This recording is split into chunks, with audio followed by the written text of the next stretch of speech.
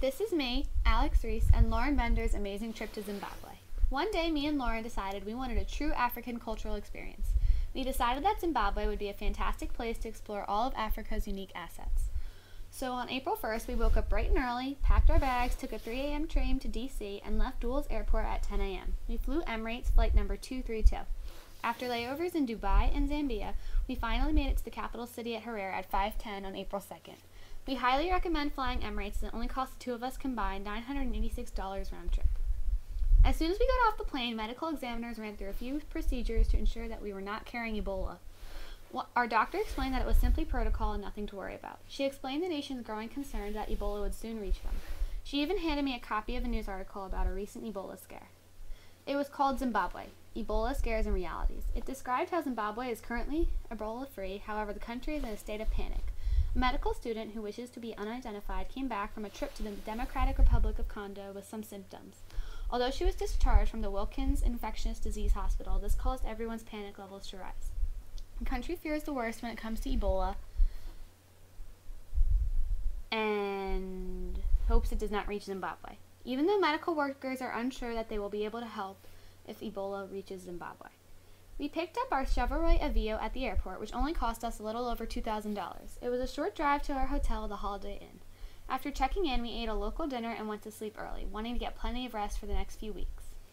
The next day, we had an easy morning, then took a self-guided tour around downtown Harare. We each downloaded the Cities Maps and Walks app for $5, and we each individually listened to the audio as we walked around Harare. There were 10 sites in the 2-hour tour, but by far the most impressive was the Cathedral of the Sacred Heart. This Roman Catholic church, located on 4th Street, is one of the oldest churches left from the British colonial age. We were so intrigued by it that we paused the tour and explored the insides of our own.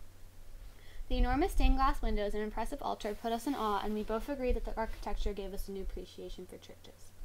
For dinner, we ate at the Blue Banana restaurant on 5th Avenue. The Blue Banana's menu contained many traditional Asian flavors with ethnic Thai dishes.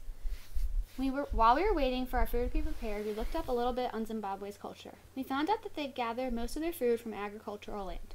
Abundant amount of crops such as squash, corn, yams, pumpkin, peanuts, and papaya are commonly grown.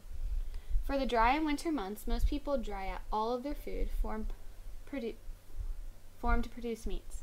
Two foods that are commonly dried are kapinta, a tiny fish, and biltong, which is sun-dried, salted meat that is commonly cut into strips. When our food arrived, we looked at our plates and found many traditional Zimbabwean foods on our plate. The food was very good, and we found it more enjoyable knowing we were experiencing a part of Zimbabwe's unique culture. The next day we woke up, checked out of our hotel, and drove 5 miles to Mazivingo. As we drove, a radio host discussed the hot topic currently in Zimbabwe, medical tourism. Medical tourism is the travel of people to another country for the purpose of obtaining medical treatment in that country. We both became interested, and Lauren found an article on her phone. The article was called Zim Right for Medical Tourism. It explained how Zimbabwe successfully separated two conjoined twins. This brought a lot of attention to the country, and doctors wanted to fly to Zimbabwe to learn about the procedure. However, medical officers in Zimbabwe feel they are not ready for all those doctors to start traveling into Zimbabwe. This is for two main reasons: expense and workforce. Having many medical doctors throughout the country requires money that Zimbabwe does not have, and many facilities do not have the staff needed to handle the workload. The article made us realize how lucky we both were to live in a country where we have the medical supplies and money necessary. We checked into the Great Zimbabwe Hotel late at night, then went to bed and woke up ready for a full day of exploring the Great Zimbabwe National Monument. Once we got to the monument, we hired a tour guide for $30 an hour. Her name was Lisa, and she was very enthusiastic about her job. She led us through the monument and explained to us the significance of the monument. The Great Zimbabwe National Monument is one of the most well-preserved ancient sites in Zimbabwe.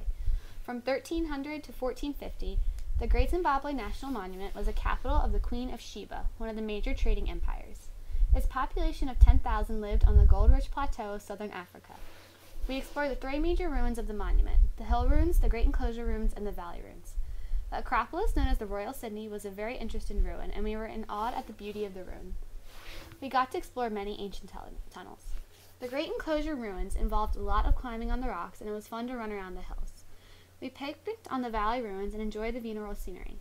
We were grateful for our tour guide's help, and after we paid her, we drove back to Mazivingo and rested for our next. Created using Powtoon.